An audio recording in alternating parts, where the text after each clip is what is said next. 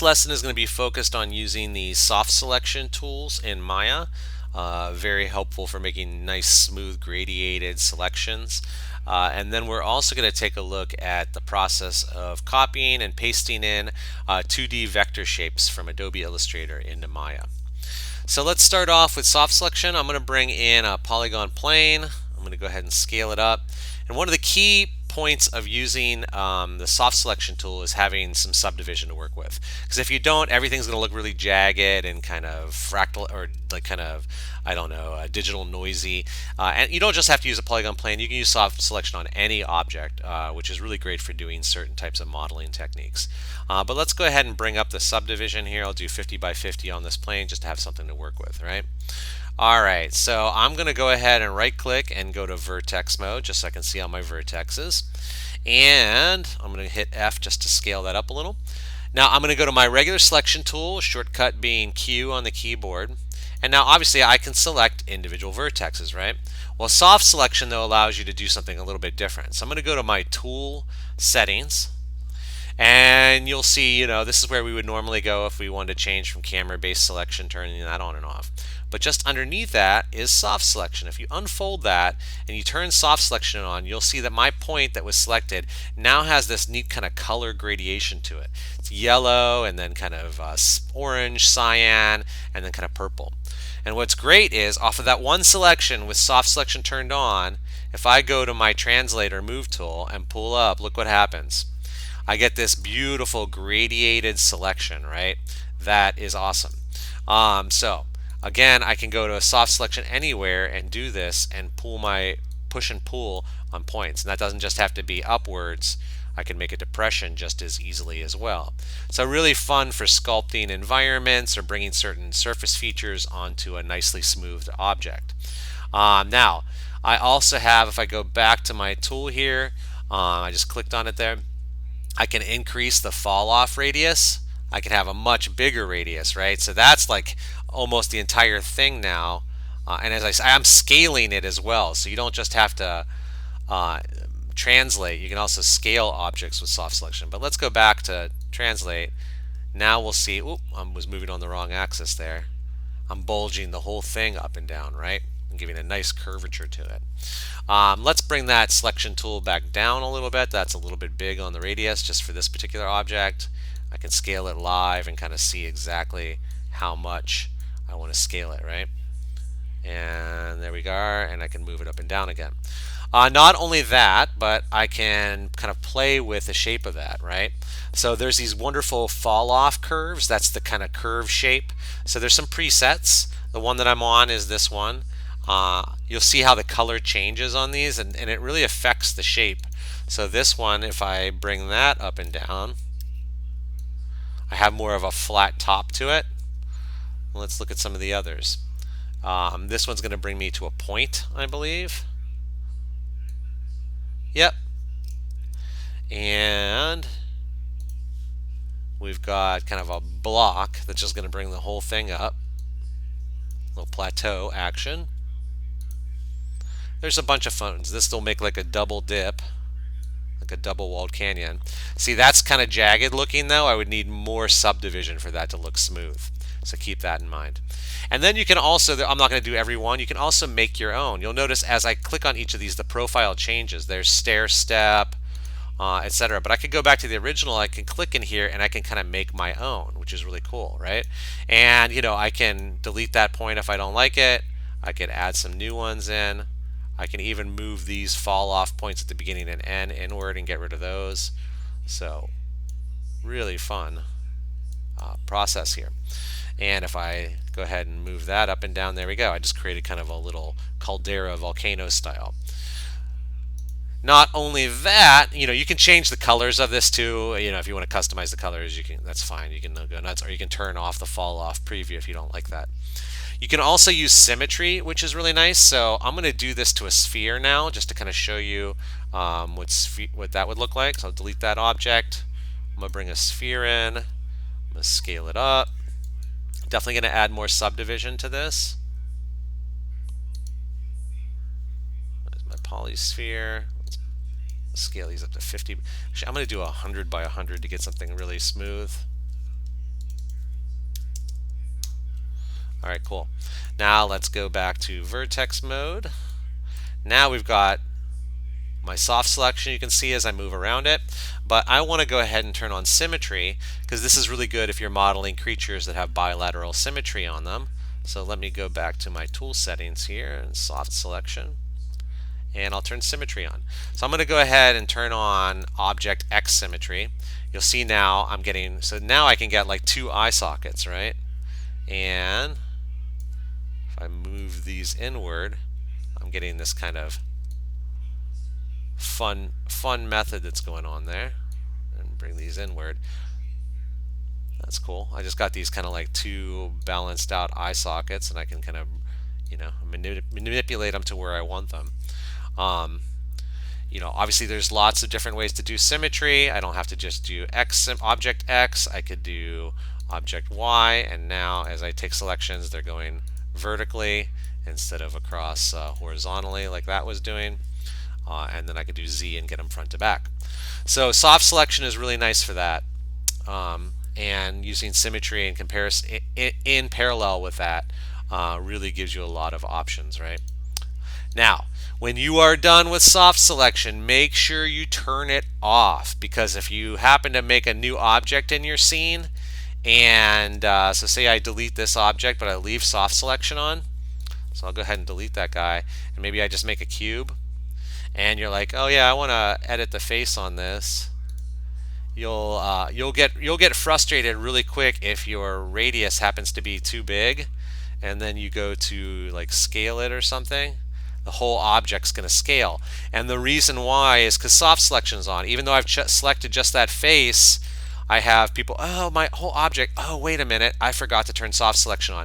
And that's because it's grabbing all these surrounding vertexes and trying to do that gradiated scale on it, right?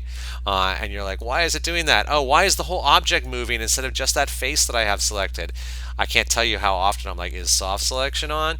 So make sure you turn it off, okay? It's really important to turn that one off.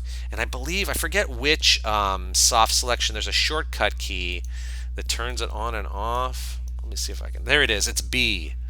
And people hit that by accident all the time, and they'll turn soft selection on and off. So shortcut key is the letter B.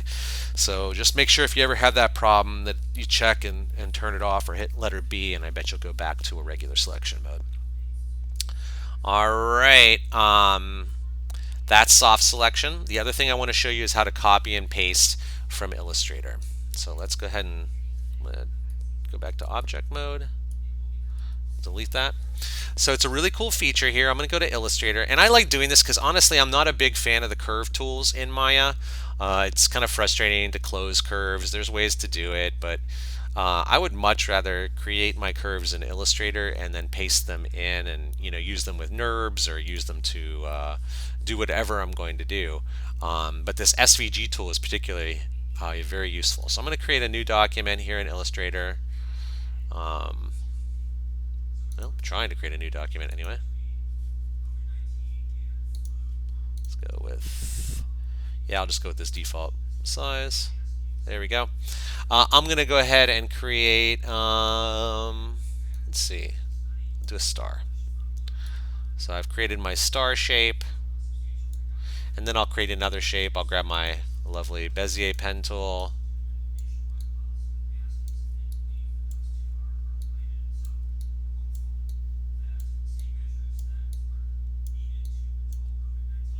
I love the fact that I can just close it by clicking the first point to the last point. I wish Autodesk would do that someday. The other thing I'm going to show you is how I can create kind of a walled shape, but we'll come back to that in a second. So let's do the star first.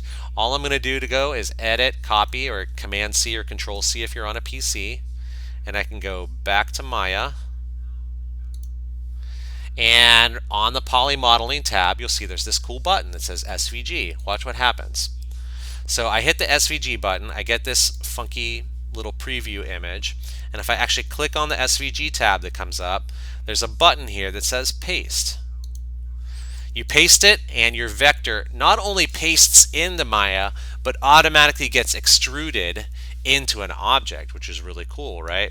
And I can scale it here, and I can play with the, all sorts of different things, but I can scale it however I want to later. And there's some different things on resolution of how much curvature you want to bring to it and all that fun stuff. And on extrusion, the extrusion distance, you can play with all of that. Yeah, there's lots of different options of what you can do inside of this tool. There's all sorts of different profiles under geometry and whatnot.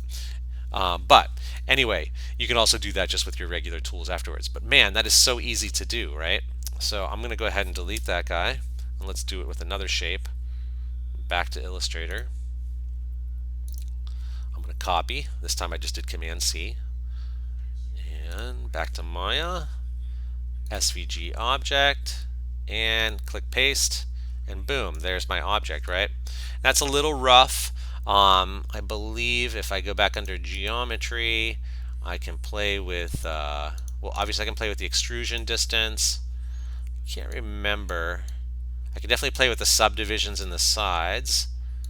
And there is a way to smooth it as well, I believe, smooth out the curve a little bit more, but I could have just added more points inside of Illustrator as well. Oh, there we go, curve resolution. So how blocky you want it to be. So there I would maybe even top that up to like 30 and get a super smooth resolution out of that, just like I had coming out of Illustrator. So lots of really great controls to make that object. There's even, I can enable a beveled edge on that and get a nice curvature. This is particularly handy with the like text tools inside of Illustrator. You could, easily bring in some type and do all this to it. So there's a lot you can do with it. You can do an inner bevel instead of an outer bevel. It's such a fun tool. It just makes everything easier in my opinion. Yeah. You can also import curves, so if you want to use them in sort of a NURB, as long as you save your curve as an Illustrator 8 file, a legacy 8 file, then you could import it in as a curve and use them inside of NURBs, and I'll show you that in a second. So I'm going to delete that, and let's just do a few more of these copy and pastes.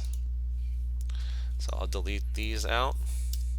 I want to show you how you can have something with an inner and an outer wall, which is really nice. So if maybe I was doing a floor plan from a blueprint, I can make an object, and then I could copy and paste and place that object, and then I'll scale that down. I'm not doing it exactly right now, but I'm just trying to get kind of an even wall thickness. That's fine for right now. I can select both of these forms, and I can go to my Pathfinder tool, if I can find it here. If you don't have it in the sidebar, just go to Window and go down to Pathfinder. This is like Boolean tools inside of Maya. And I can basically, what happened is now I subtracted one from the other. So now what I'm left with is a single vector with an inner and an outer wall. And if I copy that and I bring it into Maya and I do the SVG and I paste it, I have a wonderful frame, and now I can do whatever I want to that. I can extrude this, I can make walls. A really nice way to make that inner and kind of hollowed out shape or form using vectors to get you started, right? And last but not least, all the control that Illustrator has over type. Obviously I can, hello, how are you? Let's up the scale on this guy a bit. Let's bring this up to like 70 points. Pick out a fun font of some sort.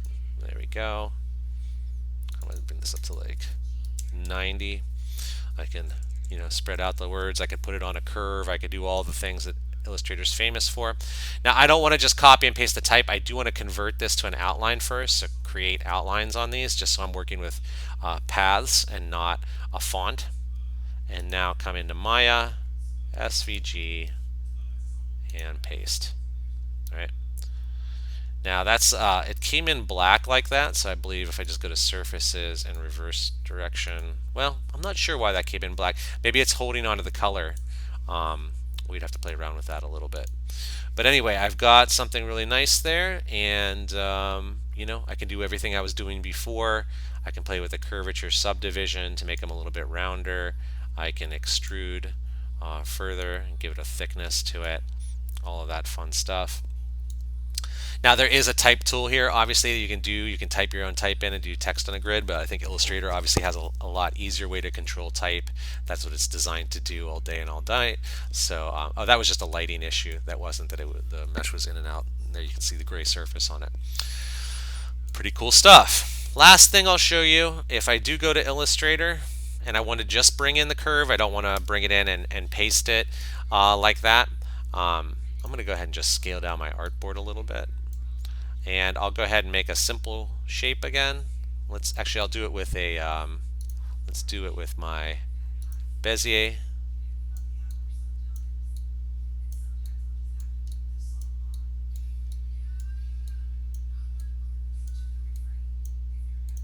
I'll close it.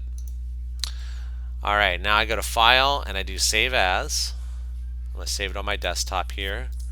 Curve. And Illustrator is fine. I'll save. And here under Version is where you would come down to Illustrator 8 and hit OK. Hit OK again. Hide Illustrator. Come back to Maya and go to File, Import. Go to my desktop. And I should see Curve. There it is. Import it.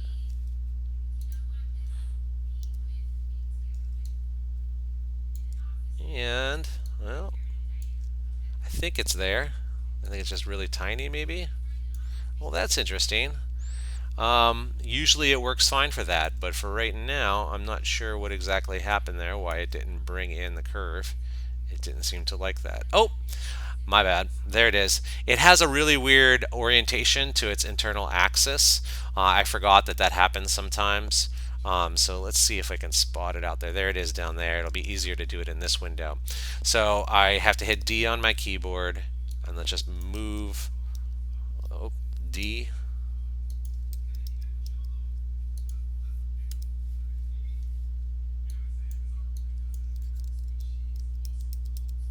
Hold on.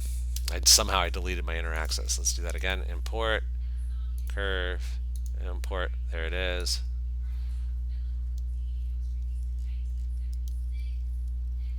Oh, I've lost the visibility on my internal axis. But anyway, I would have just moved that internal axis over and then I can see it just fine.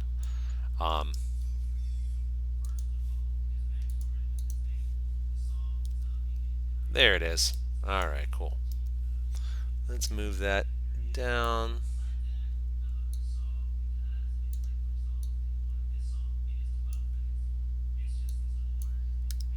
Now we can easily move that up. And you'll see it's listed as a curve. So, I could bring this in and do whatever I want with it at this point. I could duplicate this a few times.